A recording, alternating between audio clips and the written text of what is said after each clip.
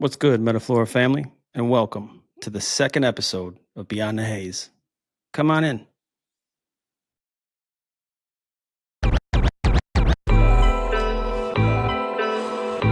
Metaflora Unfiltered presents Beyond the Haze.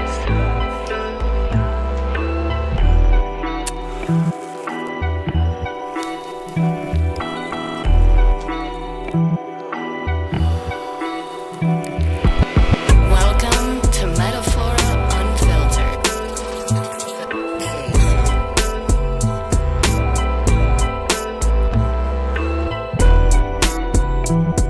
Unfiltered. Trip. Cannabize. Metaflora unfiltered flow. Canna clause crypto, let them know. Gather chain 3 times, let's go. Get the smoke rolling up, start the show. Metaflora unfiltered flow. Canna clause crypto. Hello, everybody. We have a special guest for us today. We have Peter Reynolds. He is the president of CLEAR Cannabis Law Reform, and he's leading the charge in transforming the UK's cannabis policies through his unwavering commitment to evidence-based advocacy. How are we doing today, Peter? I'm good, thank you. I'm good. It's good to be with you. Welcome to the show. What have you got me for Christmas? What have I got you for Christmas? Well, it's lumpy and it's black, but it's not coal. Is it? Oh, that sounds excellent. I love a bit of hash. A bit of hand pressed chalice to do me perfectly. My favorite. Yeah, mine too, and in a chillum, perhaps. Exactly. Mhm. Yeah. I'm partial to a chillum. So, can you give us a bit of a background on legalization of cannabis in the UK, sort of quickly how it came about and where it stands today for patients? Okay. Well, cannabis was originally banned in the UK, even before it was banned in the USA. It was banned in the UK in 1928 as a result of something called the Dangerous Drugs Act. And as you know, the Marijuana Tax Act didn't come in until 1937, which was the effective federal ban in the States. It was banned in the UK in 1928. And there was no access to cannabis of any form whatsoever until about 1993, when a new law came in which permitted the cultivation of industrial hemp. So that's cannabis that contains at the time contained less than 0.2% THC. And that, if you like, was the beginning. I mean, I say it with a little irony. That was the beginning of a little liberalisation. But I personally have been campaigning for the legalisation of cannabis since the 1970s. You know, when as a 17 or 18-year-old, I first went on a legalised cannabis campaign march. Really, the next highlight in my activity was in 1983, when I first gave evidence to the UK Parliament on the subject. This was the first time the UK Parliament had ever even looked at the subject seriously. And it got nowhere. And I've contributed to many inquiries since. There are regularly inquiries into drugs policy.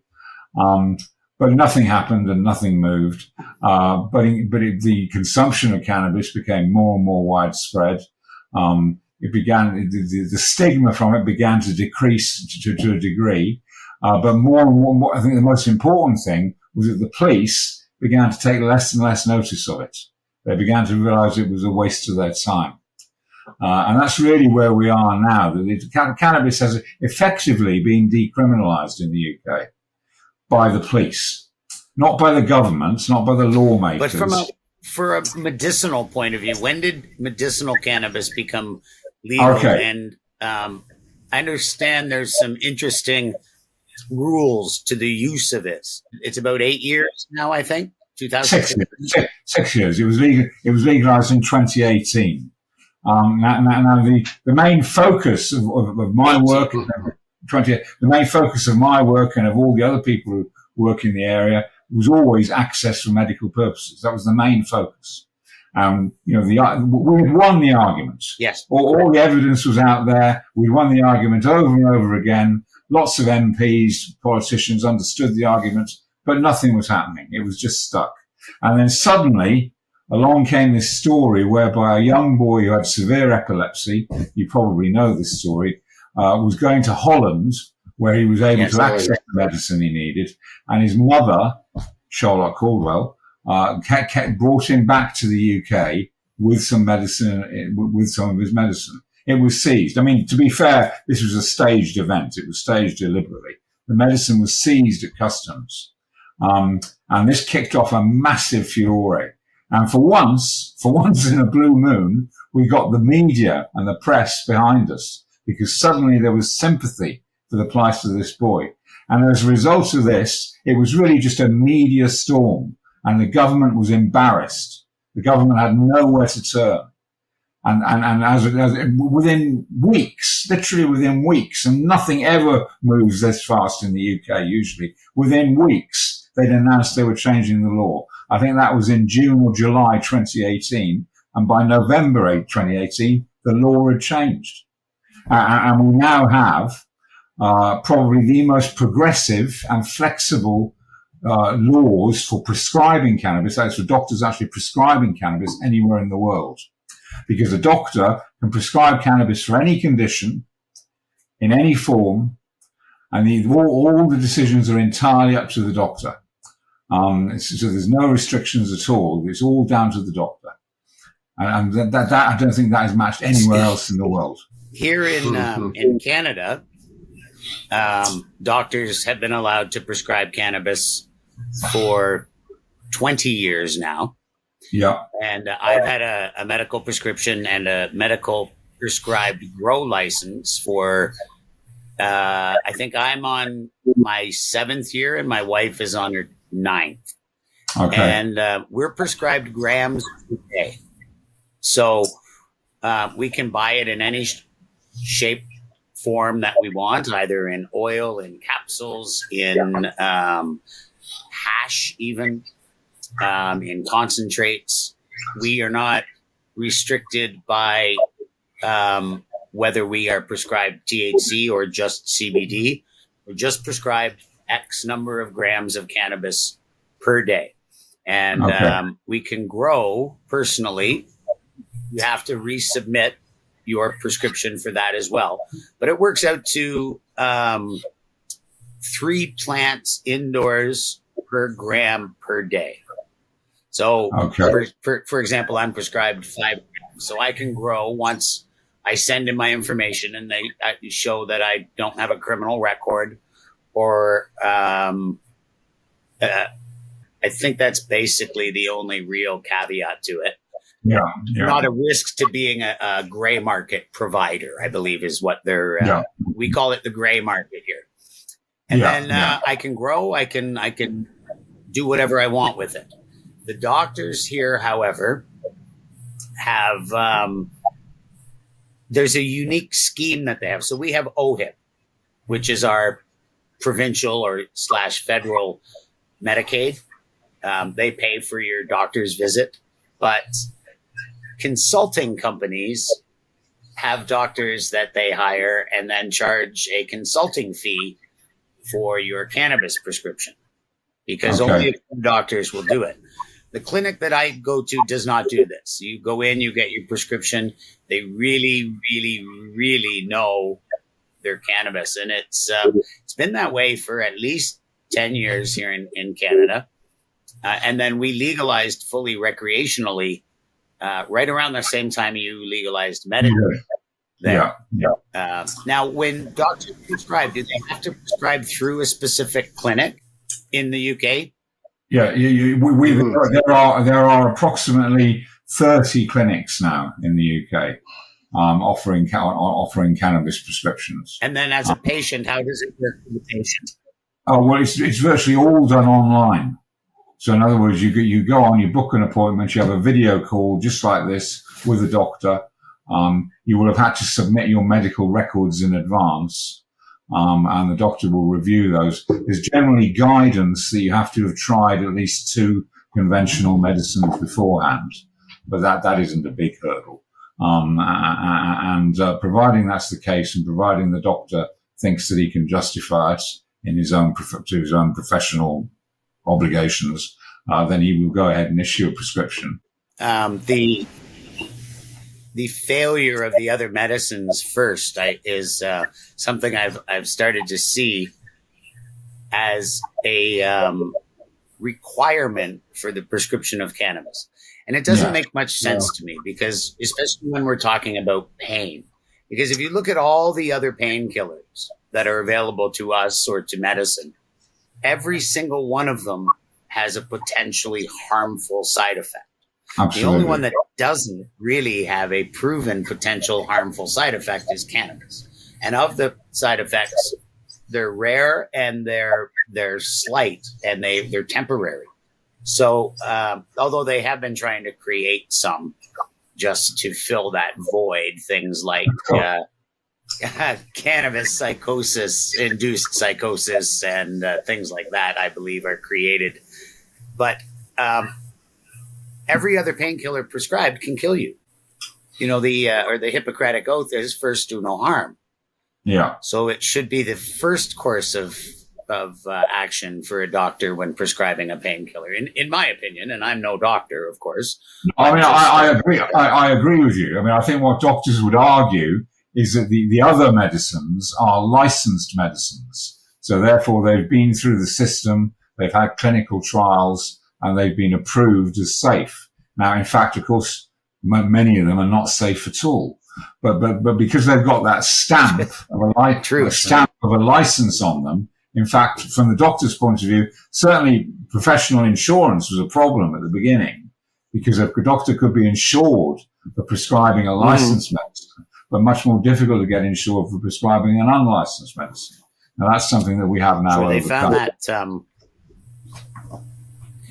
we heard that argument here quite a bit from the College of Physicians and Surgeons, is that you're not trained in it. So a few of the doctors that I knew said, great, where do I get training? Mm-hmm. And the answer was, you don't. Yes. So they were like, great, so I can't get training and I'm not trained. So therefore, this is a no-go, because you're telling me that you may pull my license as a doctor for prescribing it. Now, again, they have study after study after study during Prohibition. Like Dr. Sanjay Gupta, I don't know if you've ever seen the documentary Weed, but that was the one where they talked about Charlotte Peavy, I believe it is, in the United States. Yeah. Figgy, right. And Charlotte had the CBD, and that's when he realized, when he started going back and looking at the studies, that they were the reverse of every other medical study that had ever been done for medicine, in that we study medicine to see the benefits, and then we look at the side effects. Yes. What they were doing with cannabis was they were looking at the side effects and ignoring the benefits. Yes. And and there were over 10,000 studies that did this. I mean, you mentioned the cannabis psychosis story. Now this is something that has really been weaponized by the opposition in this country. The narrative in Britain is that cannabis causes psychosis, and that if you smoke one joint, you're likely to end up in a mental institution. Now, obviously, you and I know that's rubbish, but this is a narrative that has been pushed and promoted by the press, the tabloid press, for many years. And if you ask the average person in the street, this is something they're absolutely convinced of. And more so than anywhere else in the world, if you speak to somebody about cannabis, if you did word association with somebody about cannabis in the UK, the next word that would come up would be psychosis. It's interesting about cannabis when you see, I've noticed that as legalization approaches in different jurisdictions, the same arguments, misinformation arguments, tend to arise. And they get more and more extreme the closer you get to actual cannabis freedom. Yes. We had the same thing happen here in Canada. And it took doctors, and speaking against the politicians and at public hearings saying, if this was true, we would see a rise in mental health cases in the past, at the time, 10 years when we have allowable medical cannabis. We would see a rise amongst at least that group of people. In fact, we saw a decrease in mental health incidences in the group that were prescribed it than we did everybody else. The general population didn't go up at all. And the same has happened in the past 6 years since general recreational legalization, when we've gone from 40% admitting to using cannabis on a regular basis to well, it depends on the study you see. The latest one that came out says only 30%, I think, use it on an actual regular basis. And then something like 10% only use it on a daily basis. I find those numbers still a little skewed. I think it's much higher than that. I would say probably closer to 60%, because a lot of people aren't counting their grandmother or their parents that are using CBD medicinally. I find it very hard to find any senior citizen that isn't using CBD in one form or another nowadays here in Canada. Yes. And, you know, it's part of why we came up with this podcast, is to identify those arguments that are coming up in different jurisdictions that are the same misinformation ones. Like, and it's ironically, some of the arguments actually, they think that they push for greater regulation, but in fact they push for greater prohibition, but they push for greater regulation. Things like fentanyl in the street cannabis. Well, that screams legalization, because the way to get rid of that is to legalize it and regulate it and test it.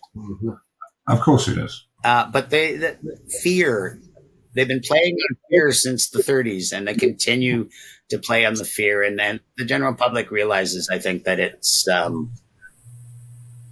bogus. Well, I think large sections of the general public are beginning to realize that. But I think what you're saying, what it highlights and what it demonstrates, is that cannabis law and cannabis policy is not rational at all. It's not. We've had similar studies about the rate of psychosis compared to cannabis use, and we've seen cannabis use explode, obviously, from the 60s and 70s until today, and there's been no increase at all in the rate of psychosis. And yet, despite these facts, it doesn't change the fear-mongering and the scaremongering. And this is the great problem about it. And it's one of the reasons it's so difficult to get action from politicians, because when an argument isn't rational, then, what can you do? And that's why I go back to the reason that medical cannabis was legalized in the first place. It was nothing to do with evidence or facts. It was because the government was being embarrassed in the media. That's the only reason they changed the law. Right. Same thing that happened in the United States too. Again, with the child and CBD, and the public. Once the public became aware, and you were able to remove the stigma that it was hurting people. As soon as you were able to replace the word hurting with helping, and you made it a child, there was no way to rationally come out and say, I am against this. Exactly. I would prefer that child to have 700 seizures a week. No one's going to do that. Exactly. No rational, sane person. No. The other argument that I find very effective is, as I say to people who think cannabis is harmful or think it's dangerous, I say to them, well, the more harmful you think cannabis is, the more dangerous you think it is, the more absolutely crazy it is to leave the market in it controlled by criminals. Yes, true. Tripto, you've been awfully quiet. Yeah, I was letting you guys roll. You were gelling really good there. You What's were your mentioning experience down there when legalization was coming about? Did you hear much of the same arguments, the same sort of made up? Well, I would go back and touch on what Peter was just saying about the more we put prohibition behind everything, and the more we say that this plant is bad and we need to restrict it, because we are state by state here. So some states have embraced it, like Colorado, And California did, but they didn't have the right laws in place, and we saw a rise in organized crime in certain areas. So Right. the only way to eliminate this war that they created themselves is by acceptance and a way for access, an easy, accessible form of it. So once we get complete and unconditional surrender of the government in the war on drugs, right, and it needs to be going to win. And it needs to be the entire plant. It's not just hemp derived Delta 9s or the Delta 8s, because this is where people are going to purchasing it more often than not, is not exactly what they want, because they're looking for easy access, and they'll deter themselves away from getting that medical prescription just because it's available down the street in another store in a different form. But it's all the same thing. And what we really need to do is embrace the plant in its total entirety and make it accessible to everybody. Well, that market in the illicit area that's causing, X, Y, and Z, all this horrible things that we read about with the cartels is going to go out the window. It's going to stick with the fentanyls and the hard drugs, but we'll be able to remove all the cannabis users out there and provide safer medicine. There's a lot. The industry has moved so much with the way that we can test it, how deep we can test a single product, how much we can get to know all the different cannabinoids, and start accessing more research that can be provided to the public, and we can erase all the stigmas this way through easy access. I remembered what I was going to say, Peter, and you may want to bring this up. It's in my bookmarks, but I'll try to repost later today. The argument earlier that you brought up was that they don't have the experience or background for prescribing cannabis, and they don't know how it's going to react. They've been over the counter and actually just on the counter, like without any restriction whatsoever. The general public has been using a synthetic cannabinoid as a painkiller for over 50 years called acetaminophen. Absolutely. Acetaminophen is a synthetic version of cannabidiol. And when you inform a doctor of this, they're shocked. They didn't realize that they've been, because it attaches to the base of the CB2 receptor and acts as an antagonist. It literally works exactly the same way as CBD. And it may be the next time you get a chance to address Parliament, it may be something that you can inform them of, that, hey, guys, by the way, any of you take Tylenol in the past week? You're a cannabis user. It is. Yeah, I'm aware of that. It's a medicine. In the UK, we call it paracetamol. But it's the same drug. Right, different name. Exactly, yes. It's a remarkable thing. But of course, the interesting thing is that the people who developed the drug didn't know that it was a cannabinoid agonist until after they developed it. It's only been discovered. So they retroactively, yes. It's a remarkable thing, that. Yeah. I mean, they claim. Well, exactly. I think the importance of the endocannabinoid system, that's because this is what we're talking about, the importance and the fundamental nature of the endocannabinoid system to human health is becoming more and more obvious as we go along. And we've only known about the endocannabinoid system for 30 years. So there's a lot more to discover yet. Yeah. I would still add too, I mean, they are looking at making synthetic cannabis in the labs. And when we do the side-by-side testing, it's, it's night and day. There's the entourage effect when you're utilizing the full plant of cannabis. And this is not something that they're achieving when they're doing the synthetic forms. No. I'm not talking about, there's a lot of other forms out there that they're trying to use. And nothing's going to be more superior than the natural plant that we have to provide already today. Because traditionally, medicine has gone out and found a plant that contains a substance, extracted that substance, and that substance has worked in a pharmaceutical way. Yeah. This is a tried, tested, and true method. So they expect that it will work the same with cannabis. That expectation is not necessarily being met. It is in some cases. Once you talk to a researcher and explain to them And my son is a medical researcher, and my wife, like I said, has a brain tumor, and her neurosurgeon is one of the top brain cancer researchers in the world. And I've donated a syringe or two of RSO to her to have a look at as well. But CBD, cannabidiol, all the cannabinoids, they work together, and they work in different ways on the endocannabinoid system, and also together with our phytocannabinoids. So it's or phytocannabinoids with endocannabinoids, and it all kind of they're learning. And the greatest thing about legalization is that they have the opportunity to research and learn. And you brought up these Delta 8s and whatnot that you folks have created in the United States to get around laws. We don't allow those. It's funny, the ones you allow in the US, we don't allow here. Yeah. We only allow the full plant and the natural way that the plant comes. If you start altering it in the lab, we're not interested.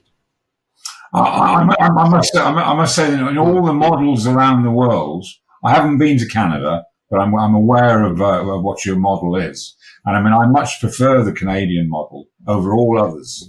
And I mean, the results that you're now showing, the results that came out earlier this week from Health Canada, showing that now only 3% of people are accessing cannabis through illegal channels. I mean, that's an extraordinary achievement. Sure. And the 3% that are accessing it through the black market are the people that only consume edibles. And that's because we have a 10 milligram cap on our edibles. And we're trying to have that removed. But it's evolving in the same way that alcohol sales evolved when prohibition ended. People forget you used to have to get a piece of paper, write down the stock number, hand it to a clerk. The clerk would go in the back and get your bottle and then bring it out to you. Much of the liquor suppliers used to have to supply in bulk, and the Liquor Control Board would then bottle it. I actually have a bottle of whiskey still in the house from back then. So that bottle is like 100 years old now, plus however old it was. It's from Scotland. Right. Okay. And I don't drink. Right. But it's evolving, and I think eventually we will see. We don't have consumption lounges or cafes. They're not allowed. You can only consume it in public the same way you consume a cigarette. So there's no indoor consumption of it. You can walk down the street, though, walk down the sidewalk smoking a big fat skunk joint, and nobody can say anything to you. You can do that in the UK generally, not because it's legal, but simply because nobody takes any notice of it. Most of the police just don't care. If they've got some other reason for wanting to get you, then they'll use the cannabis as an excuse. But they don't really care about the cannabis. You're at that. Yes, we went through that stage here too. And then we started opening street dispensaries, and the police were like, okay, fine, we'll go bust them. Yeah. And then a couple of the officers stole chocolate bars because they wanted to see what it was about, and ended up in a tree. You'll watch the first episode, and you'll hear about that happened. And then even the police were like, why are we wasting our time? Exactly. They're going to court, and they're getting released, and they're growing. They had 100 pounds of cannabis that they were selling in a day. And the judge is saying, 30 days community service at a charity of your choice. Go home. Yeah. And the cops were like, we sent 14 officers and spent 2 weeks on this, and you sending them home with less hours than we put into it? Oh, boy. It's so crazy. We eventually had someone run on the premise of legalizing and regulating the sale of cannabis, and he won. Yeah. And the sitting government at the time was actually in front of the Supreme Court. We as citizens beat the government in court, and that's right. Yes, I read about it. I read about it. Yes, it's very impressive. We 9 times in court sided with us, and I always when I first found out the UK has less rights than Canada, the citizens of the UK don't have we have a Charter of Rights and Freedoms that you don't have. It was that charter that protected the Canadian citizen, Section 7, in fact. And it's same with the United States. They don't have the same protections that the Canadian citizen does. Often people in the US think that we're much more, how we say, the thumb is on us much more in Canada. Yeah. But the fact remains, we're one of the freest countries in the world with more rights as citizens. Now, my rights don't override your rights, and my government makes sure that happens. So, well, that's the way it should be. That is the way it should be. And that's the limit. Like if your rights start hurting someone else, we stop them, which is probably why we don't have a Second Amendment. And our First Amendment isn't free speech, it's freedom of expression, which incorporates visual, audio, and any kind of expression whatsoever, rather than just speech. So marching on a 420 march, for example, where 5,000 people are lighting up at once, is a freedom of expression. Yeah.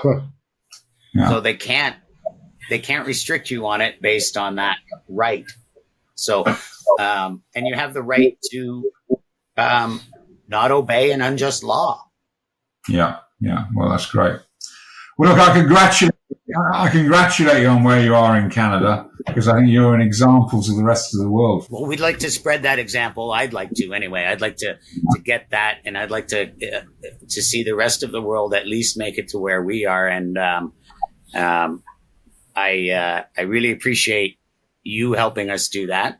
And we can spread the word a little more in the UK and in Ireland. I'm an Irish citizen, so I plan on heading there at some point and spreading the word. They're also very, they're at a crossroads, I believe there. They have two extremes in the government that are both arguing, and, the absolute no and the absolute yes. Yeah. They'll find a happy medium, I think. Yeah, that's right. A lot going on there in the UK, though. Peter, I was also at Cannabis Europa that you were speaking at as well, and the amount of high-level companies there that were represented there was absolutely mind-blowing. I thought that the UK is in a good place. It's in good hands with a lot of really powerful individuals that are like really doing some amazing things. Specifically, I saw a lot of pharmaceutical laboratories that are coming from the heart, and there was platforms that are trying to bring in more doctors in order to create more prescriptions out there, and it's in a good place. It is, yeah. No, we've changed We've changed an awful lot in the last few years. What do you think are the next steps forward over there? How do you see this? See everything rolling out there? Any upcoming initiatives? Well, I think the next steps really are all around medical use, and I think the thing that will make most difference is when we get more domestic cultivators. So, in other words, cannabis actually being grown in the UK, because at the moment the majority of the cannabis that is being prescribed is being imported, and that has some quality issues as well. But I mean, I'm involved in the development of a cultivator in Northern Ireland, and there's two other cultivators have just come on stream. But it takes an awful long time to get a license here, an awful long time, and it requires enormous investment. Investment in the millions, and a timeline of probably at least 5 years from the day when you say, right, I want to do this, to the day when you can actually get your license. So I think, we're moving towards that now. More and more people are getting involved, and more licenses are about to come on stream. And I think that's the thing that will make the biggest difference when we have cannabis actually being grown in the UK. Currently, about 90% of the cannabis used here is imported. When we turn that round and it becomes 90% of the cannabis is grown here, I think that's what will make the biggest difference. I think what you're saying is the next step forward is the cultivation of cannabis in the UK for consumption in the UK is currently 90% comes from outside the UK. I know a large Yeah. quantity of it comes from Canada, and there's been quality issues.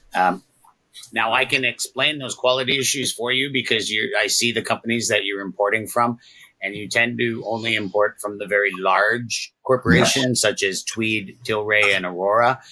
And they are bankrupt and carry very, very small share of the market in Canada anymore because of exactly those reasons.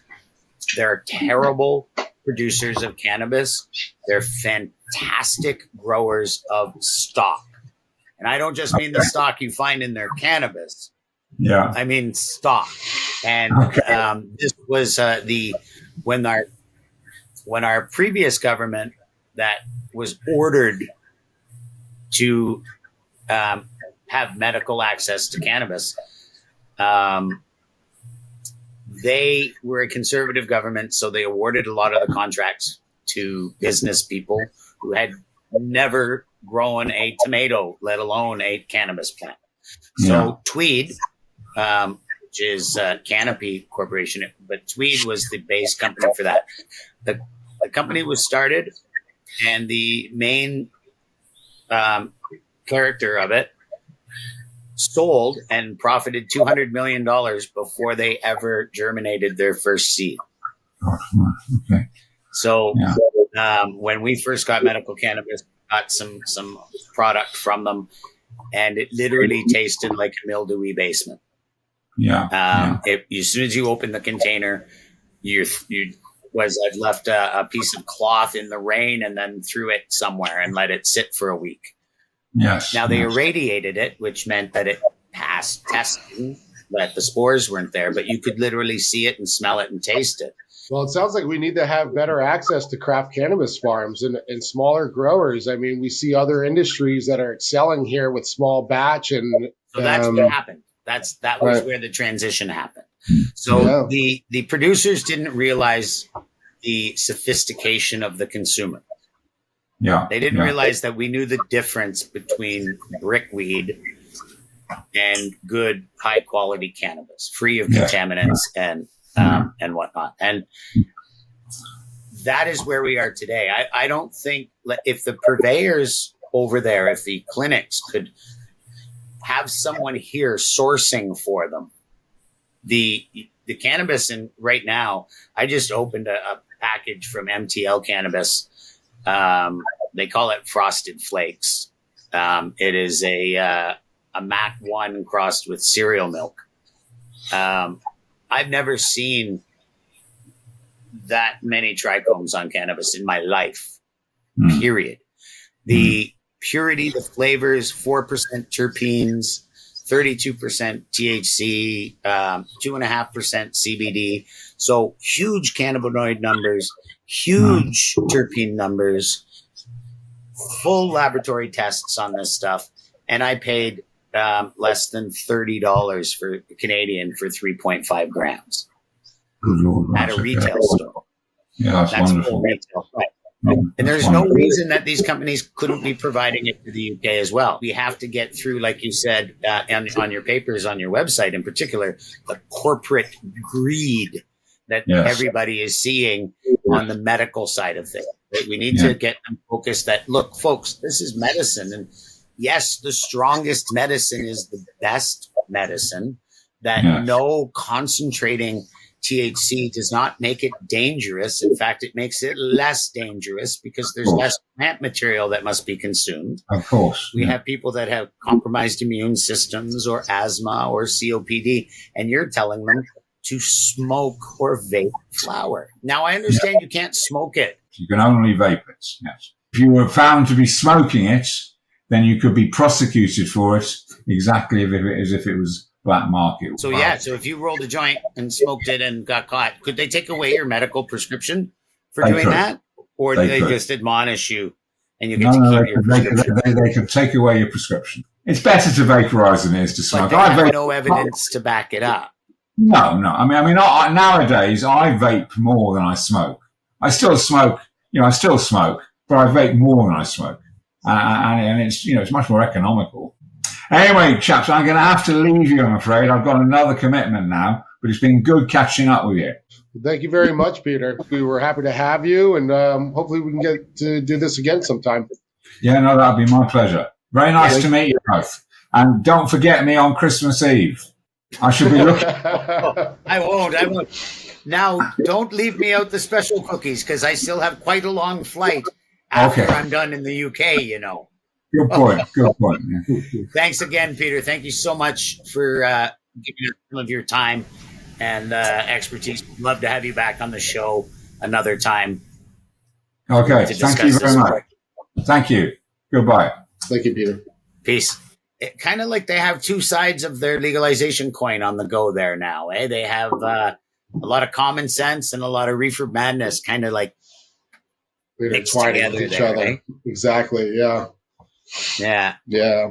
Especially, it's kind of crazy how it's medicinal, but only, vaping only, no smoking of the flower products whatsoever. And, there is like a large presence of the pharmaceutical industry over there. And so a lot of the laws that are being created right now are within the most, the utmost health standards that they're trying to abide by. That's why I'm wondering, what are the next steps here? We're seeing it in the United States as well. We have states, nobody is really agreeing with each other state by state. We have Texas right now wanting to ban any sort of THC product, no matter where it's derived from. And, places like Colorado and California, and it's just snowballing from there. But nobody's really ever agreeing on how this is going to play out. And really the solution is to end the prohibition on it and make it more accessible to the user. We kind of see how silly it is. A lot of this stuff is it doesn't have foundation. It's not coming from any type of concrete evidence of of this, that, or the other thing, because it's been in our lives, it's for a very long time, but prevalently as a social instrument since the 60s and 70s. And it's been quite some time since then. And we have a lot of research that has gone behind this. How people always tend to think that cannabis really wasn't being used in the 20s, 30s, 40s, 50s. Mm-hmm. It certainly was being used. Louis Armstrong 100%. Smoked it every single day in the 20s. In the 20s, it was everywhere because it wasn't illegal yet, right? Jazz, you wouldn't have jazz music if it wasn't for the Chiba Cheeb. And, even in the 50s, it was being consumed. In the 40s, I'm sure. The 60s was when the hippies brought it out as more of a. Well, they're also finding residue in the tombs of Egypt, right? Right. It's been kicking around. It's an ancient medicine. Years. Yeah. So, they've been using it for rope since the first rope. So, I watched the whole thing of that actually on another podcast. The guy with the red hair, I can't remember his name. I'll kick up his name and give him a shout out. But he did a whole thing on the evolution of human and cannabis, and kind of evolved together over civilization. It kind of are, and he didn't say this in his, but it's believed that cannabis is actually the very first product ever cultivated by humans. Wow. That we planted seeds for it because of the many different uses of the plant itself. The seeds acted as a food. The flower acted as a medicine. It had religious overtones. The fibers could be used in construction, clothing, rope, all kind, like linen, everything.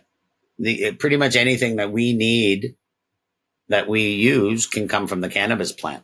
So they believe that may have been, and probably was, one of the very first plants that we ever cultivated. And now here we are, 5,000 years later, with a group of people trying to tell us that it's going to hurt us. Yeah. When it falls on us, big bale of it. That's about the only way. Right. So, but yeah, it's nice. I got to say, being a Canadian, I I never thought when I was younger that I would see this day Canada as a leading country in the and as a shining example of the way it really should be done. Obviously, we are making mistakes here too, because it's a new thing. Mistakes will be made. They're trying to go forward cautiously, and they're making some mistakes by doing that. Did they make more mistakes? There were a lot of mistakes in the beginning, but again, it was not ill intent in the mistakes, right? Like, for example, they regulate the number of plants you can grow. Yeah, right. They're dipping their toes in the waters when they should be jumping right in. Because 4 plants doesn't restrict anybody. I mean, indoors, sure it can, but what if I got cathedral ceilings? Right.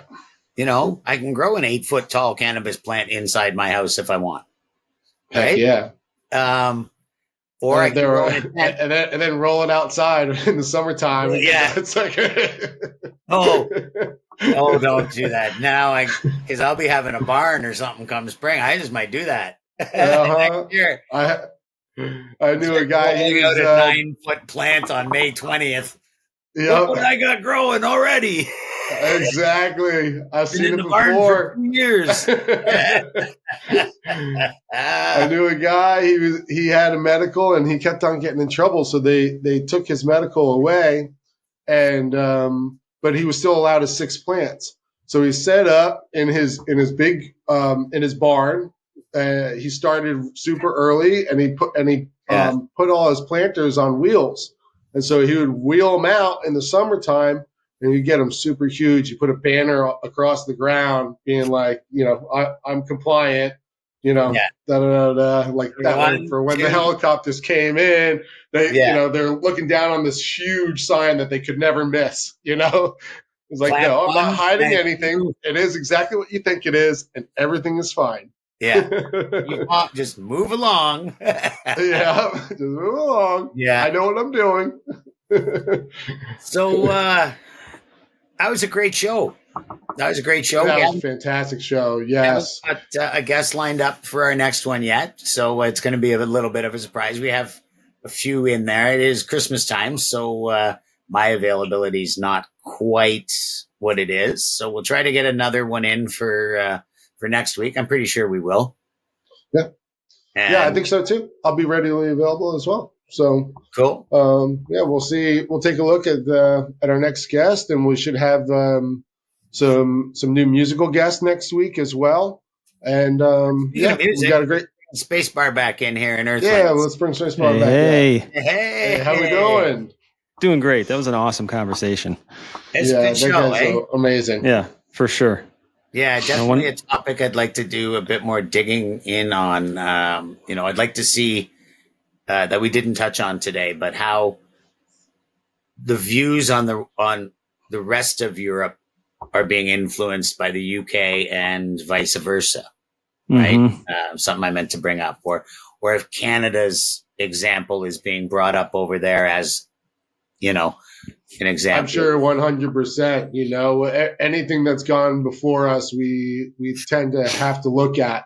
Even if they don't adopt it in the same exact way or word for word or take pieces here and there, a lot of them, they take it as a form of research, and the development that they do is completely different. They just say, okay, so these types of things are working, but for our society, we're not going to introduce this type of thing, and we're going to do it this way instead. Yeah. And what's valid too is now we have all these different models that are popping up everywhere. And like you said earlier, we're not going to get it right the first time, but if we all do it differently, now we have all these test models all across the world, and we can really see what fits right. And maybe it's not the same for every type of societal norm, but in the end, we're going to have to look at it a certain way and give greater access to it one way or another.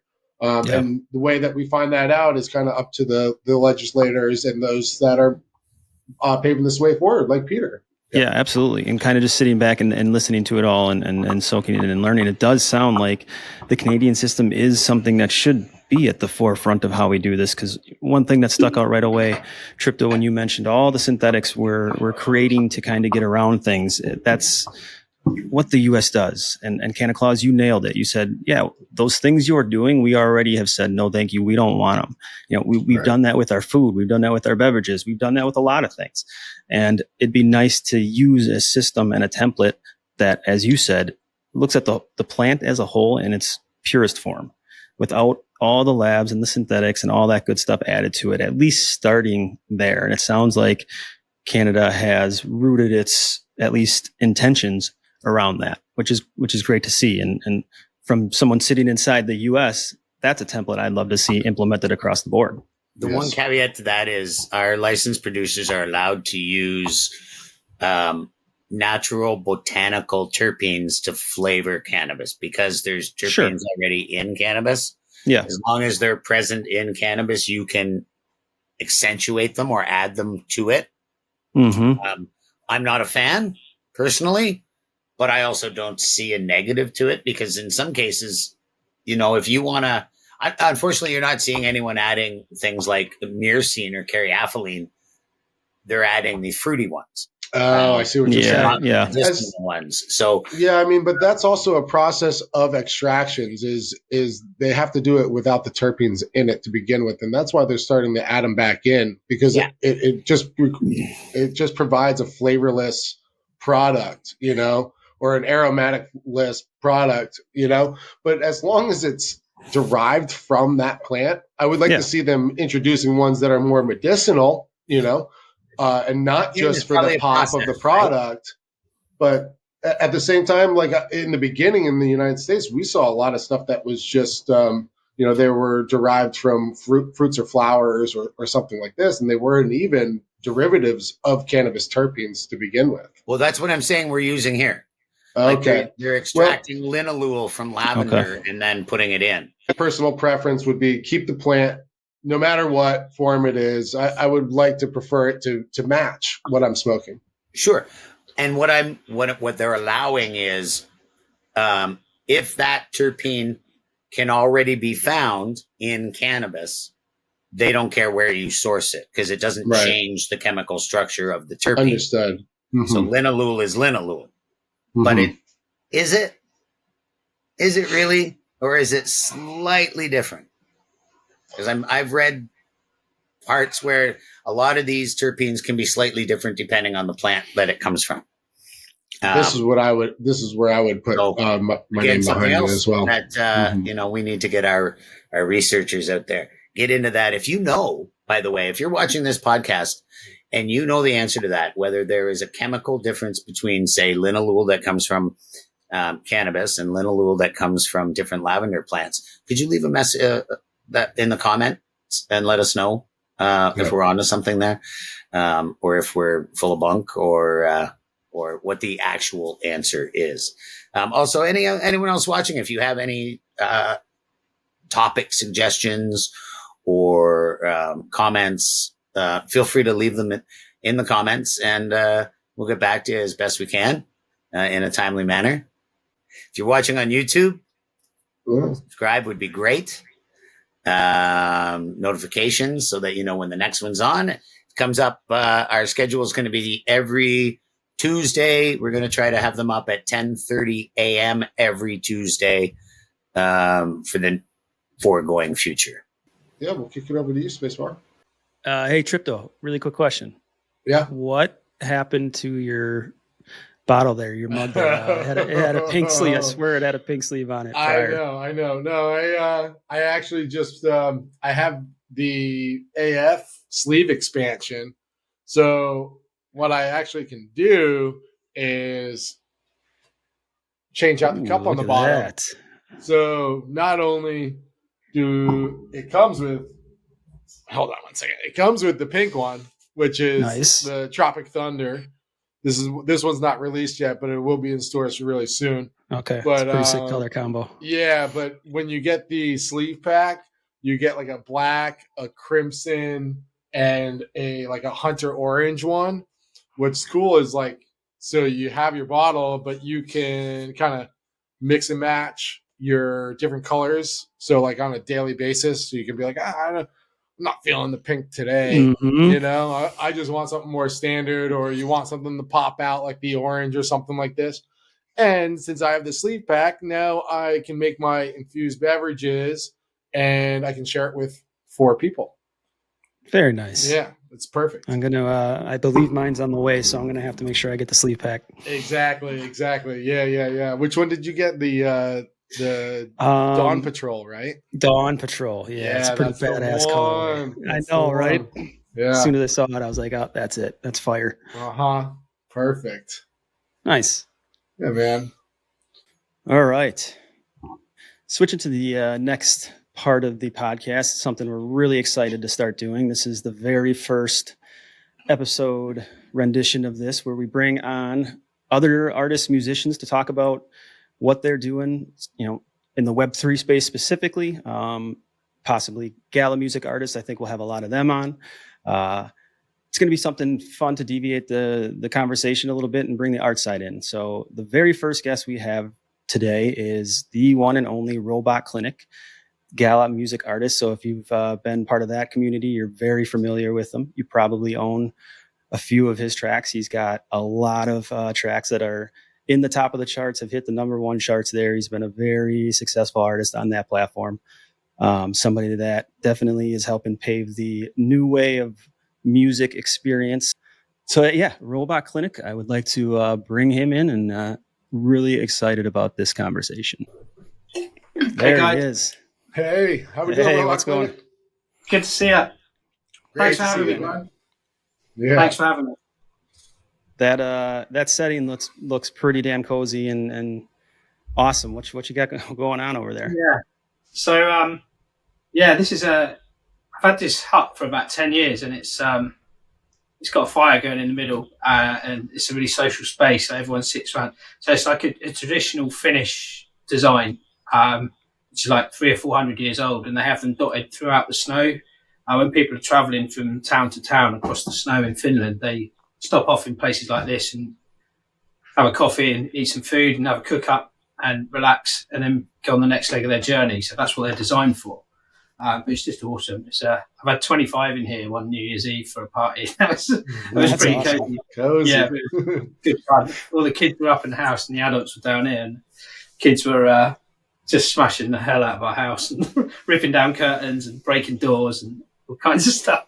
We were just down here oblivious to it. But yeah, it's a nice spot. I love it in here, man. It's nice and chilled to get away from everything. Very And nice. it's man. fire, right? Everyone likes fire, so. Yeah, for sure. Well, first and foremost, thank you for joining us. We appreciate having you here, and excited to kind of hear your story and your journey that you've gone on here. It's I know a little bit about it from the backside of things, but I'd like to kind of just maybe start off. Tell us a little bit about what brought you into. I know you've been making music for a long time. Maybe if you want to, give a little back history there, and what brought you into the Web3 music specifically, gala music. Let's kind of maybe focus there for a minute. Yeah, so I've been making music now for around about 8 years. Never ever thought. I've always been into music. Obviously, my childhood was hip hop, and that's kind of my roots. And all the old school stuff. Eric B and Rakim. So when Rakim came onto Gala, I was like, oh my god, this guy's the goat. So that was cool. But yeah, Eric B and Rakim, Public Enemy, who I went to see recently.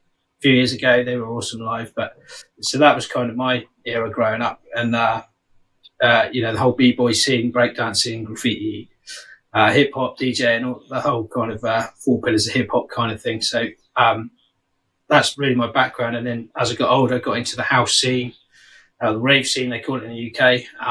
So I love my house music. And then one day I just thought, I've got so many sort of musical ideas and nothing I could do with them. I didn't have an instrument. So I just bought a groove box called the EP1, which is by a company called Teenage Engineering, which is also the people that made this bad boy, which I've only just got and I'm loving it. But Very it's nice. the same style, same format. People like Swedish House Mafia have used it on their videos and in their songs. Very powerful bit of kit, tiny, beautifully designed. And and I just went all in, and it's quite expensive bit of kit, for a starter. And just went from there, and then I've probably bought and sold another 10 or 11 groove boxes. I don't like using a computer, so everything I do is on hardware. Okay. So with sequencers and samples and synthesizers, basically, and I put it all together and make my own sort of sound. That's my thing. That's a session. That's got to be fun in the session itself, as far as just getting into the groove of actually making a song. And and you've talked about it between us before, but the difference of that and just being more computer based, there definitely is something to say for that, as far as not only the sound that comes out of it, but the mind and the knowledge behind it. It's not the more complex the setup gets, the tougher it gets to get working together. So it's awesome to see that and hear that. Yeah, I love portable stuff and stuff that I can take out the house and play on the train and make music on the train, that kind of thing. But I mean, we spoke about recently about looking for those little moments in a song. And for me, when you're making music and sometimes you just stumble on something and it sounds epic. So I record everything I do. It's through one of the machines. It's constantly listening. So it'll record up to a minute of music constantly, and you can just skip back and get it. So sometimes might even be a mistake. You hit the wrong button or something, but it'll ping a little synth stab or something with a load of reverb on it, and it just sounds awesome. You're like, right, I'm letting that in, and then chop it up and resample it and put it back in. And so that's how that all kind of works. But yeah, computers aren't for me. I've spent too much time on them. I just get real joy from hitting pads and turning dials and stuff. It's for sure. And I think you can hear that in my music a little bit. A lot of my songs have got little errors in. If you were a purist listening to it, you'd probably pick it to pieces and say, that snare drum's slightly off time there or whatever. And that's the way I like it. And, I like it as well. So it's got that human element to it, even though it's electronic music. And, I'm no guitar player or pianist by any means, but I know exactly what you're talking about. I'm personally a fan of that. I think that's just pure character throughout a song. It's like you said, it's those it just adds to those moments, but I know exactly what you're talking about. Yeah, but those moments we talked about, like that's where you and I kind of clicked straight away. We were like, yes, that's exactly what we look for. What he's talking about is we had a conversation of, it was actually around the time we were making the Counting Backwards, which they played on episode 1. How when you're making a song, there's your favorite songs, I should say, when you listen back to them, there's maybe 2 or 3 moments in a song that you just absolutely love and you wait for. Some are early, some are in the middle, some are in the end. And it's something you can't describe, but it's those, it makes your hair stand up every time you hear it. We just call them that's the moments. And there's been other people that have put me onto that concept and that theory, and I truly believe in it. But I know 100%. It's there. So I just realized I haven't even answered your question. So how did I get into Gala? So I was involved in. I've been in Gala Games for many years now. Not really on the gaming side, but held the token and kept a close eye on it. Saw how crazy their founder nodes went, and missed the boat on them. Didn't take the plunge for whatever reason. Wish I had. But as soon as I heard the music nodes were coming out, the music token was coming, and that stuff, I jumped straight in and bought a node straight away, started pairing tracks and everything, got to know a few people in the community, sort of from which is a hard thing to do when you don't know anyone. All of a sudden you're talking to strangers effectively in the street. So I just got involved. I started dropping a few bits into the community content channel. And then I did a Steamboat Willie remix with, because that Disney released a Steamboat Willie for public use. Yeah, I saw that. Mm-hmm. So I did a remix for that with Taco, who was the community manager at the time.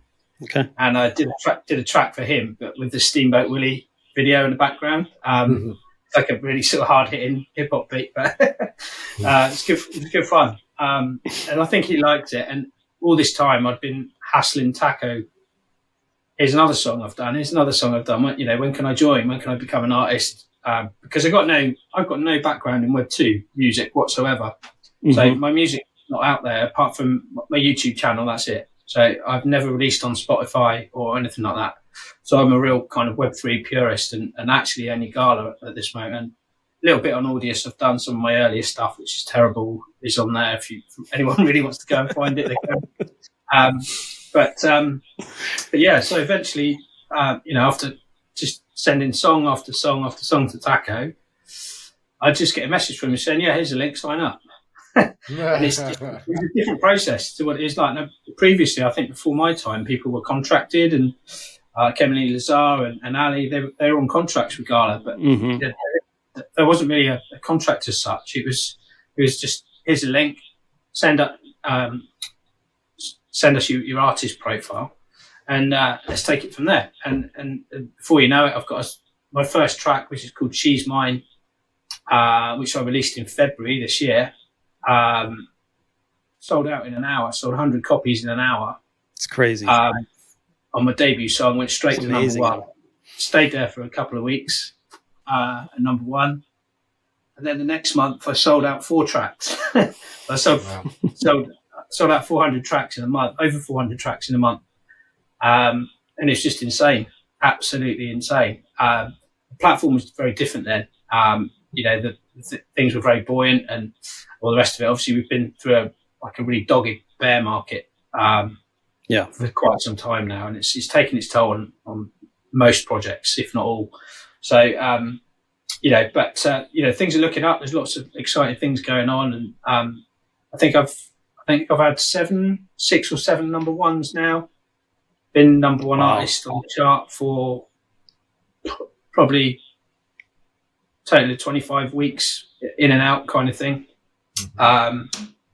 So yeah, it's just gone crazy. People just really like my stuff, and it blew me away. The community are amazing, man. It's still great. Yeah, every time I sell a track, it's like really kind of touches you in your soul. You're like, oh wow, someone's really prepared to drop $100 for this, and like it just drives you on to get better. And hopefully, people can see that my music's improving as I go. I'm investing it in new equipment, like I showed you, and it just means that I can make better music and make better connections with people like Spacebar and Ali and some of the others that I've worked out. I've just got a track coming out in January with the Dropout. I don't know if you've seen the Dropout. He's an amazing sax player, but he's not just a sax player. His energy he's so funny as well, man.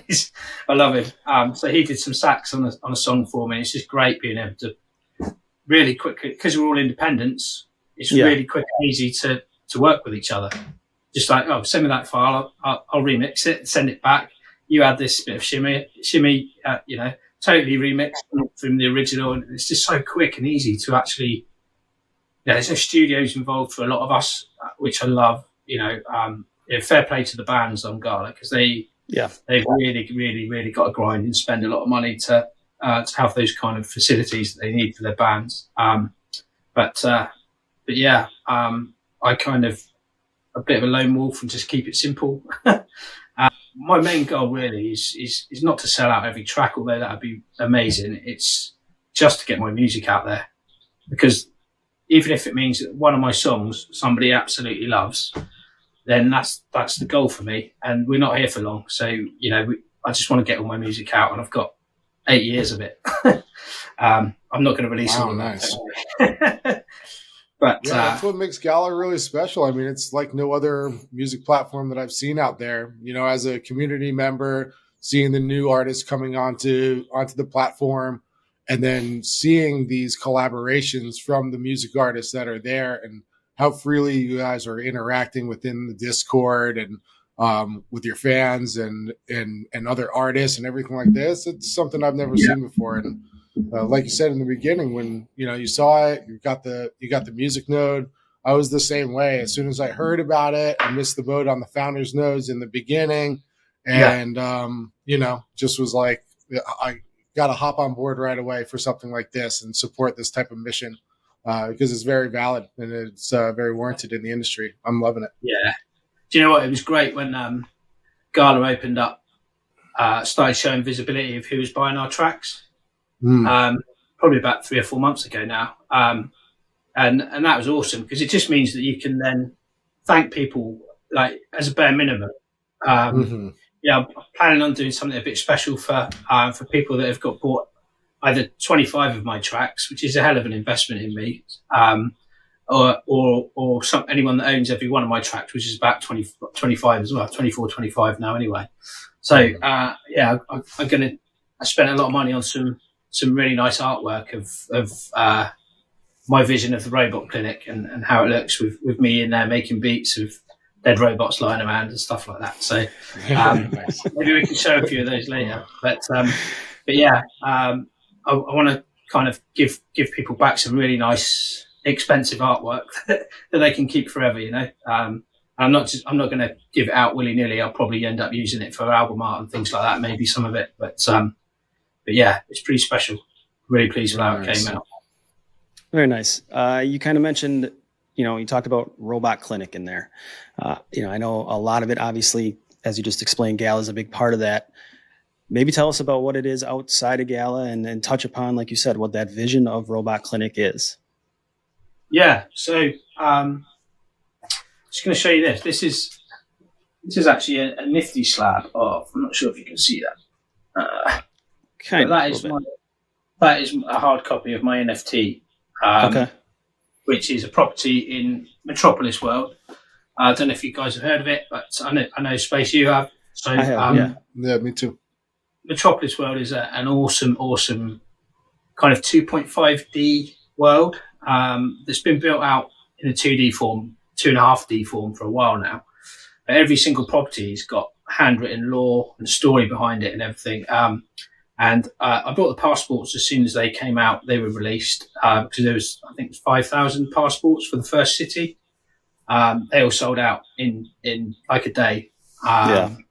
It's on ETH and Polygon networks. But it's just a beautiful, beautiful website to go and look around. You can spend hours on there just going through all the different properties and checking things out. And they're now about to do a token launch and start to open up the properties into a more 3D immersive environment, which I can't wait for, because then I'll be able to do so much more, like have hangouts in the clinic and beat sessions with other musicians, stuff like that, all virtually kind of thing, and listening parties, DJ sets, all kinds of stuff. Yeah.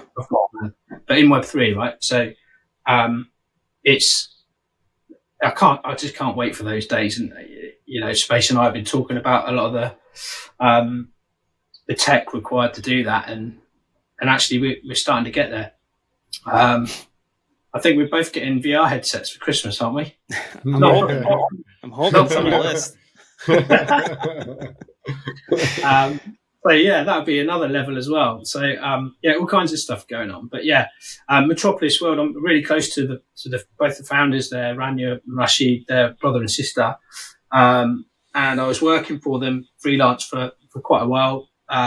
Wrote a lot of lore on their wiki page for a lot of the properties and characters and things like that to enjoy kind of creative writing, which is cool. I think there was thousands of these little pets called ethereals, and we were asked to put all the naming traits. So we had to name them all. So we were given all what they looked like, and we had to name every single trait of them.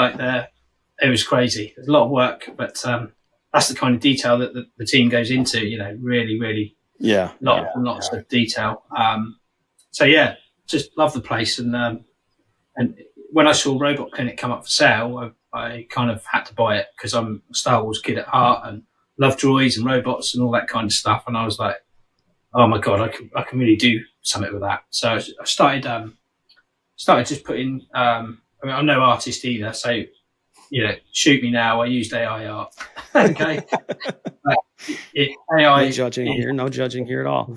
Especially with robots, allows you to get super creative and some amazing machines. Yeah. Really, really amazing machines that you couldn't even dream up. So I started off just making photo collages of these AI robots in different situations. Like I'd have to go out to swamps and bring back these big, walkers that were trapped in a swamp and stuff like that. And this is pictures of me sort of stood there, sort of shaking my head, kind of, how am I going to get this out of here kind of thing. Mm-hmm. other ones like little beat workshops for the kid robots that come around, or little birthday parties for little tiny robots and stuff like that. So I just I did another one with it. It was these tiny robotic bees that were found within the city of Celeste in Metropolis World that would go, and they would basically, their token is called clay, and basically they'd carry around clay dust on their body and drop clay dust around. So if you could ever catch a bee, you knew that you'd have like passive income through this clay dust through the rest of your life. So that was quite cool. These little robotic bees and just little stories like that, and put my music behind it. And Rania and the team at Metropolis really liked it. Just started getting behind me and pushing me and doing some other stuff. And yeah, it was great. It was great. That's awesome. I actually didn't realize like the Robot Clinic started from that property name. That's pretty cool. Mm-hmm. Yeah. It's all from that NFT. That's crazy. Yeah. And I've just built this whole kind of thing around it. And kind of did my first festival this year, which was incredible. From never having dropped a record in my life to February getting multiple number ones, February and March and April getting multiple number ones to I'd say, doing my first festival in the town that I was born in September this year, which was just to be able to play my music loud on a proper big system was epic. I loved it. Oh, I bet. I saw the kind of had the opposite of the graveyard shift because it was a Friday and people were still at work and there wasn't many people there. But I loved it anyway. And they asked me to come back and I did a later slot on the Saturday. And there was a lot more people there on the Saturday. So, yeah, absolutely loved it. Buzzing. And I did it with a helmet on as well. So this is my first reveal. Like no one's ever knows what I look like. I've always got this stupid helmet on. I'm sweating. Steams up and everything. I'm honored to have the first reveal. I've been following from the start, so to have the first reveal is pretty cool. I'll happily be a part of that. I've probably put a lot of people off. No one's going to buy my tracks now. Stop it. I actually do have you had sent me a festival montage video. It's about a minute. You want to should we take a quick look at that? Yeah, go for it. Nice. Back,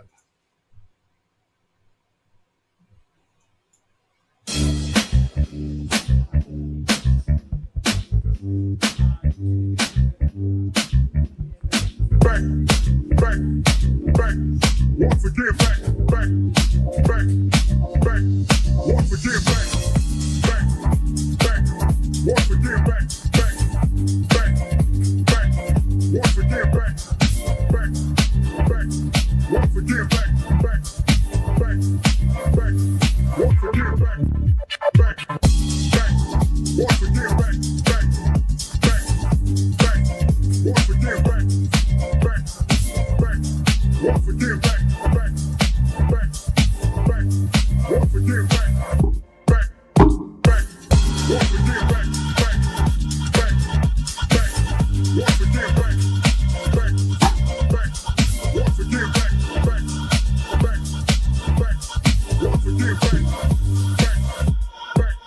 once again, back. Yeah, man, that looked like a awesome setup, a hell of a stage. Yeah, the speakers were unreal. Funny story, actually. When I got up there, the monitors alone to either side of me. So I got up there and there was this huge booth in front of me, and I did everything on my little Roland sampler, which is this big, right? So I pedal the set and everything. I knew what I was doing. But I got up there and I just put this little tiny sampler in this huge booth. So much space, I could literally lie down in it. And then after about 5 minutes, there was a band that was supposed to be on before me that turned up late, and they started setting up behind me. Is that what that was? Yeah.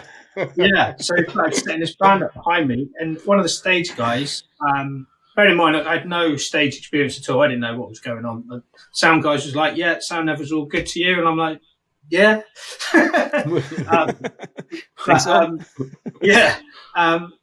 But then he moved a mic stand away and it dragged the power cable of my sampler, and the sampler was just about to fall off the booth. Just dragged it, and the cable didn't come out or anything. I just managed to stop it. And I sort of turned around and gave him a dirty look, but he couldn't see because I had the visor on. That's like the nightmare scenario of just you Oh, man. being right, So like all scary. set up on stage. You're kind of like, all right, let's ready to go, and then I was in the you know- moment as well, just starting to settle down, and that yeah, happened. Oof. yeah, for sure. Have you seen the video going around of the DJ and the drunk woman's at the front, and she grabs hold of the whole booth, and the whole booth goes. I've seen a few versions of those. It's Oh, it's always the I forget how they label it. The careful how you request from the Yeah. DJ. Yeah. That's it, yeah. Yeah, so I've been DJing as well for quite a while actually. Been doing quite a few gigs recently, local stuff, which I love. Predominantly house music I DJ, but I want to get more into hip hop. There's a new bar opened up just down the road from me, and I'm trying to hit them up for a residency, so that'd be cool. And that's much more laid back kind of skater, like car vibe. They're into their big American cars and stuff. Yeah. So yeah. maybe some hip hop in there would be good vibe. But yeah, I've got all these Christmas hip hop tracks that I'd love to do just a session with, like all this lo-fi Christmas tracks. So they're kind of they're Christmas classics, but they're lo-fi kind of thing. Yeah, absolutely. But yeah, so everyone would recognise them, but it's just a completely different take on it. I'd love to do a set of doing that one year, but we'll see. I don't think it's going to happen this year. Nice. Yeah, I know we've had the conversation just about some of the live DJ gigs you were talking about, but you mentioned, eventually wanting to do sets virtually in the metaverse and things like that. And that's something I think is hopefully becomes a demand and an opportunity for all of us. Cause I'm excited about that. I mean, in those lands like Metropolis World, I know we've talked about Expectaverse is another one that's on the, building on the XRPL. We're kind of building over in that environment. And I think that as the VR really kind of gets integrated with it and rolls in with it, but even at the browser level and the mobile level, I think that is going to be a fun opportunity for artists like you and not far away. No, I don't think it is. I think it is kind of right around the corner. You look at some of these worlds and, they've made some really good progress on actually kind of delivering, usable betas and showing us the vision and being able to actually take our ideas, things like Robot Clinic that you've been working on for, a while now, and have it already on the back end and to explore the world with, I hope one thing with Web3, and we've talked about a lot, is, the future of Web3. We've mentioned, areas it could go. I think one thing that I'm excited to see out of artists like yourself is all the extra stuff you can do. You mentioned, something coming out with possibly the, for people who own a certain amount of your tracks. You also mentioned doing something, I believe, or you do have something coming up. I don't know if it's been announced yet with Taco. And again, Taco's the ex community manager for Gala, but he's also an artist, and he's very much a friend of us all. He's really, really top guy, and he's still very much involved with Gala music, even though he's not community manager anymore. But he's not on the payroll.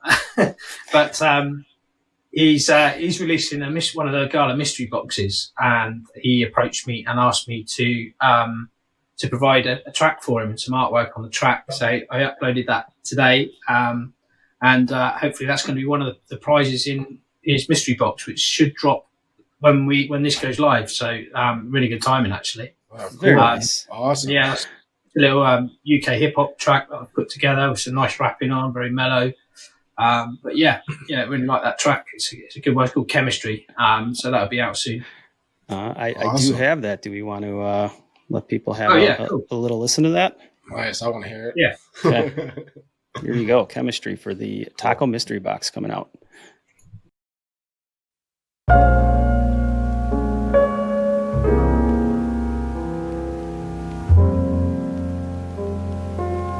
I like that with the chemistry, yeah. I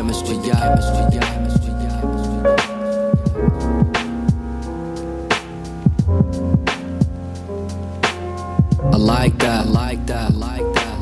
I like that with the chemistry, yeah. And when you bite back, who could remedy that? I'm into energy and telling the facts, tenderize my tendencies. Ribs, they better be back, so relax. I'm on the track, this right is my home. I never act, so you feel my tone. You've been alone, oh no, here we go again. And you said that we were only friends. I like that with the chemistry, yeah. I like that with the chemistry, yeah. I like that with the chemistry, yeah. I like that with the chemistry, yeah.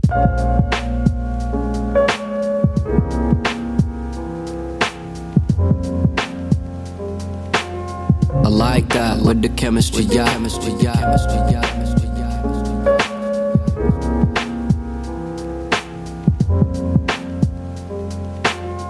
With the chemistry, yeah. Daydream and I'm thinking about you. What? You saying queen, I'm not linking without you. The same team, you know I never doubt you. I mean, I'm playing mean just to see how your mouth move. I mean, I pick you up at 8. It's not a date, it's a wave. I can wait, there's an ace in my spade. Hey, lonely is what lonely does. Look about, it's only us.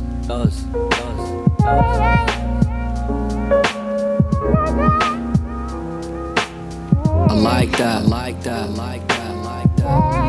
with the chemistry, yeah. I like that,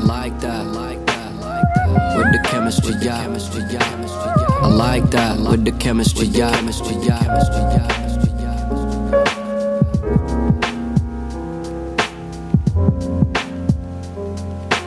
I like that with the chemistry, yeah.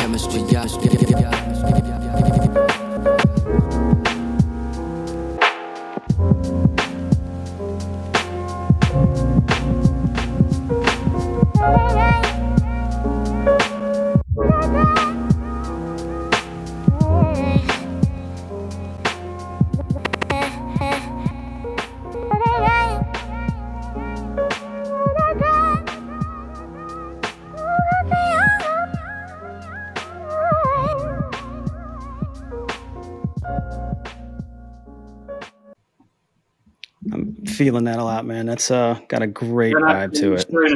Yeah, that's dope. You're pulling on my heartstrings with those glitches. Yeah, I saw you smiling at that. Yeah, that's one. Stoners, pretty chilled hip hop. Love that sort of style. Yeah. Yeah, that's one thing about you. Your range is you got quite the range, man. As far as some of the stuff I've heard out of you, which is amazing. We've kind of actually worked on a few things too, and it's fun to hear, because you pull me a little bit out of my comfort zone. I think I pull you a little bit out of your kind of normal comfort zone. So it's fun to hear when those ranges stretch a little bit. It gets pretty cool at sometimes. Right. So the track that we did for Ali, Counting Backwards, you sent me the original, and I was like, "Oh, this is sick. This is really, really nice." But it was just a really kind of chilled but bumpy kind of track. Really enjoyed it. Some really nice glitchy stuff in there as well. And I could just hear this Syrian bass line and an Amen jungle break coming through before I even had laid it down. So I was like, right, that's what I'm going to do. Let me find those breaks. Let me find those that Reese bass that just pulls, tears through the track. And when you got it back, what did you think?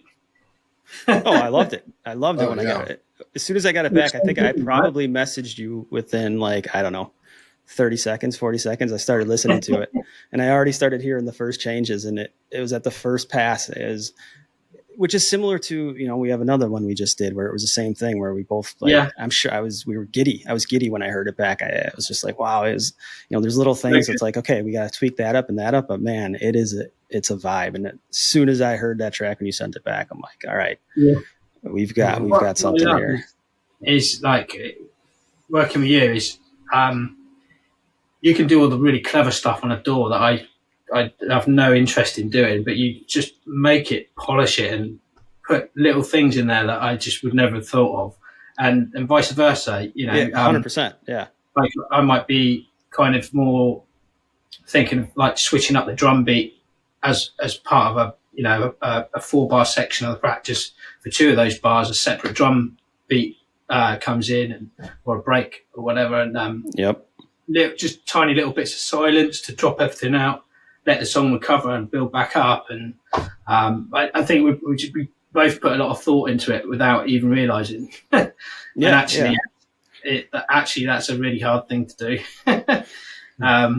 It works well when it kind of just it gels, when Definitely. without having to really communicate it or get to that point of it. When you just naturally kind of both have the same end game in mind. When you hear something, you're like, oh man, that's a perfect direction of where we're taking this. It works out well, and like you said, our styles are very similar, but our approaches and our techniques are also very different. So it's nice to have that mesh of capabilities, because again, you're doing things over there that I'd walk into your setup and my head would probably spin twice. It's and at the same time, trying to sit you down in front of a computer here to be like, no, just sit here. I'm going to show you this. It'd be the same, the same thing. Like, no, man, this isn't how I work. But it's fun. It's fun to have the mix and mash of it. The tech we got available to us now to just be able to share music is, imagine what the music would have been like 30 years ago if they had this tech, back in the way back day when I was at recording engineering school, I was learning on ADATs, and I had a class that taught me how to cut 2-inch and edit 2-inch reel, like razor knife and Nice. splicing and everything. So it's like that. It was very cool. I always say I was kind of born in the perfect time. I got to have a childhood without any computers or cell phones or anything of that nature. It's like, just get your ass outside, come back before it's dark. And then as a teenager, tech started kind of coming around, and I got to see some cool stuff. And specifically, like being in this college, I got to be taught the very kind of old school way of doing things, but then got to also go into the Pro Tools classes and start learning the DAW side of things. And now it's just come so far to be, what you can afford in your home setup today, the power you can put together and, a computer package today would never have been affordable in any sort of home studio setup, 15, 20, 30 years ago at all. Not even close. So it is cool to see how far that has come along. Yeah. Definitely. It's crazy, the tech now. This new machine I've got has just absolutely blown me away. It's got accelerometers in it, so you can literally pick it up and bend notes with it, and bend bass lines and filters and all the rest of it just by moving it with your hands. So it becomes like a real performance machine as well for like live stuff. I'm not ready to go there yet with it. I've got a lot to learn, but it's some of the tech now is just incredible. Like the stuff the sequencers can do just blows me away now. Oh yeah. You can take individual steps of a sequence that you've chopped up. So you might get a sample, like an old soul sample or something, that gets chopped up, and one step of it, you can just heavy reverb it, and then it will play the rest of it without it. Or the fourth step in that sequence will have like a big filter on it or something like that, and you can just completely change the sound of a. So I really enjoy the process of doing all that as well. It's not just about the end product. That's great when it comes, but just to be able to switch off from everyday life and sit in front of a little box and play with stuff and make beautiful sounds come out, it's a gift. It really is. Yeah, I used to go fishing all the time before I found music. Now I don't fish at all. So it's a shame. I need to get out. They kind of eat, it's the same time frame. It's the relaxed time, the time you want to kind of like chill and just zone out. It'd be tough to do both. I could see that. Yeah, definitely. And it's just taken over the last year. It's gone absolutely mad. Yeah, it sounds like it. I'm very thankful for it. But So when you sit down in the studio, are you the type, where it's like, hey, one night of a studio with Robot Clinic is focused, concentrated, and just heads down on one song? Or are you the type where it's like, oh no, give me an hour and a half, 2 hours in a studio, and I'm going to give you, 5-6 pieces of product? Probably a bit of both. I can work very, very quickly and turn stuff around very quickly. But it's it depends. Sometimes I've done a project for an NFT project where I had to make 50 30-second tracks, all 90 BPM, to use for their NFTs for the animation. They were walkers, and as they were walking, they were in time with the music. So I made 50 kind of like chipmunk soul, hip hop, boom bap style beats in 2 weeks. It was hectic because we had deadlines to meet. Yeah, that's a lot. That's a lot in 2 weeks. Yeah, it's a good amount of pushing out. What was interesting about that was you've only got 30 seconds because that's how long the NFT video ran for.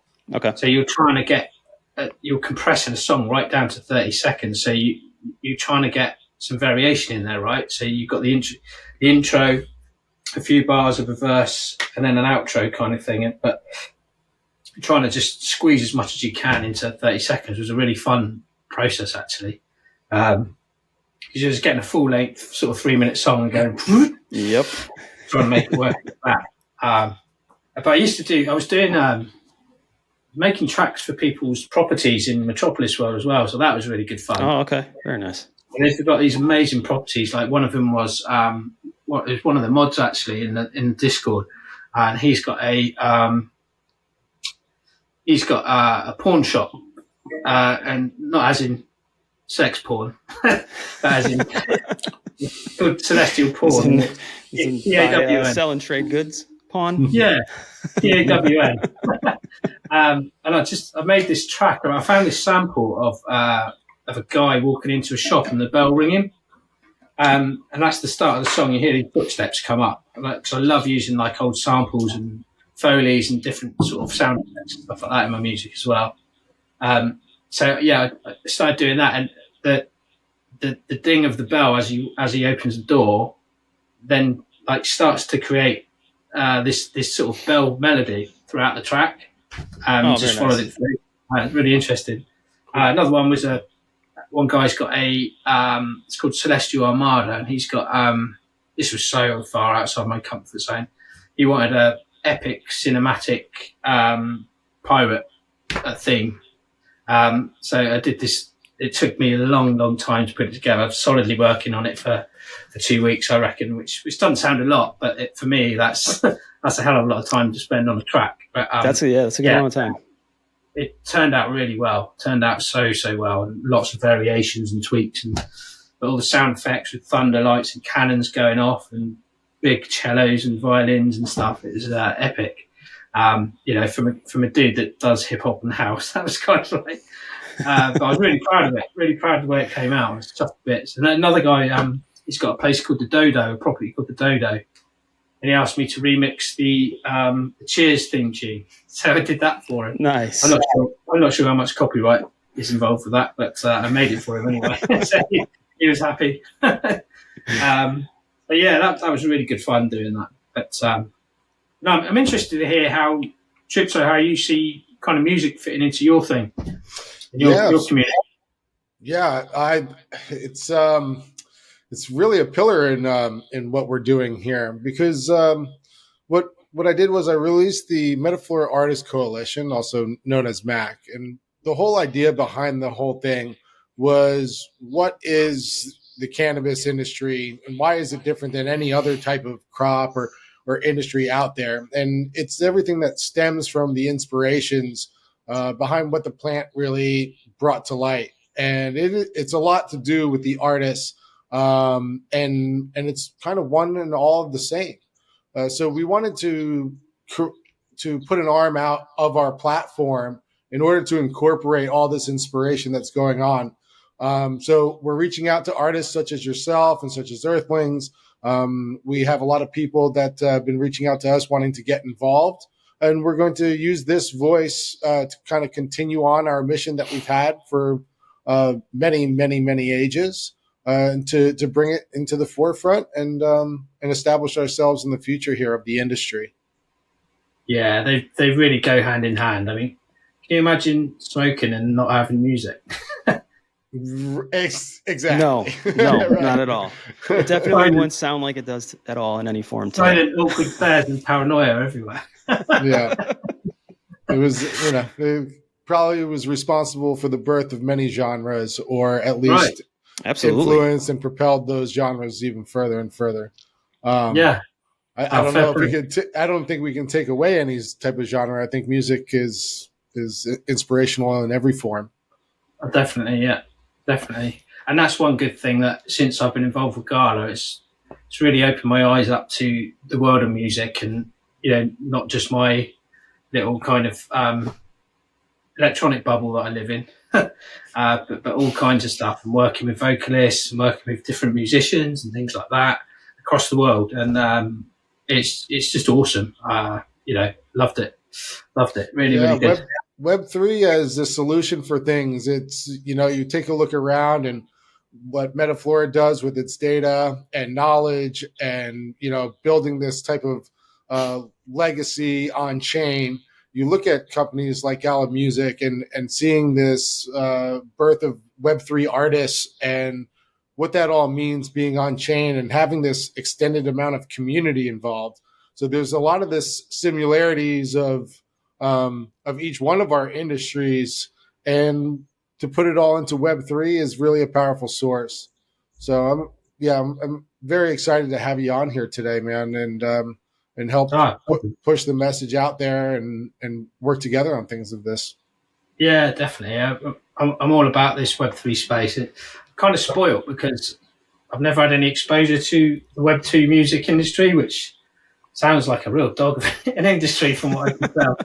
It's definitely not the same. You can't compare the two. They're two completely different things. And actually, hopefully we're going to be taking a step outside of Web3 now as well into the Web2 world with some of our music that we're putting together, and not just music, but a whole kind of experience around what we're planning on doing. We can't say too much, but you'll find out soon enough. Absolutely. Yeah, I'll let the captain of the ship explain when he's ready. That might have to be another episode once we're ready to really explain the vision. I personally definitely appreciate you coming on here today. When Tripto kind of mentioned and talked about the Artist Coalition and what they have going on, it really was something that I just was excited to be a part of and then bring everybody else into. So, thank you for joining us. And I think you had mentioned you have a track coming up, releasing on Gala soon, correct? Yeah. It's actually it's my wife's favorite. She tells me. Very nice. So it's kind of a classic house track. I called it Music, and there's a bit of a message to it as well, which is nice, especially in the rough times that we've had in recent years. So if you want to spin it up, that's available on Gala on the 20th, I believe that is dropping, 20th of December. So don't spend all your money on presents. Think of the Robot Clinic and him at Christmas, shivering in his cold music factory on December 20th. Yeah. Very nice. Well, we're going to roll that, and that'll be perfect to take us out for the second episode of Beyond the Haze. Thanks, man. I just noticed my fire's gone out, so I'm just going to quickly put a log on the fire while you're at it. Perfect timing.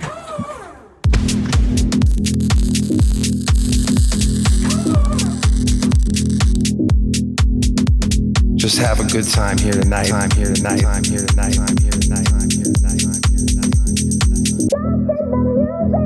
Maybe we should all just get along with each other, put away our problems, or whatever it is. We just need to forget about everything. Just have a good time here tonight. It's really that.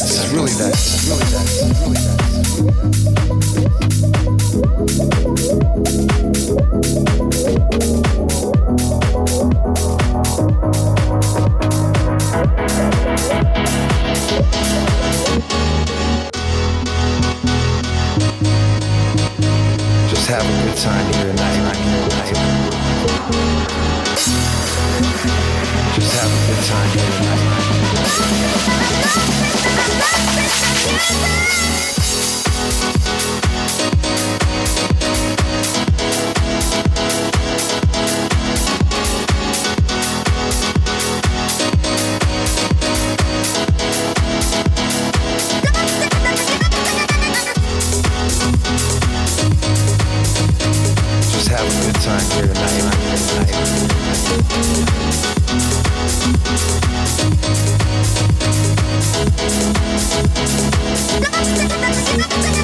Maybe we should all just get along with each other and put away our problems, or whatever it is. We just need to forget about everything. Just have a good time here tonight. It's really that.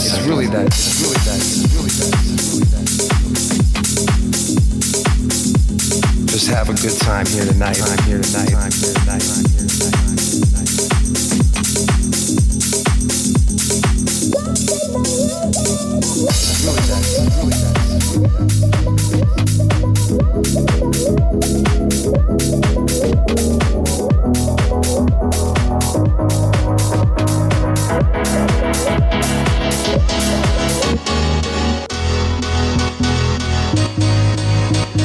Just have a good time here tonight. Just have a good time here tonight.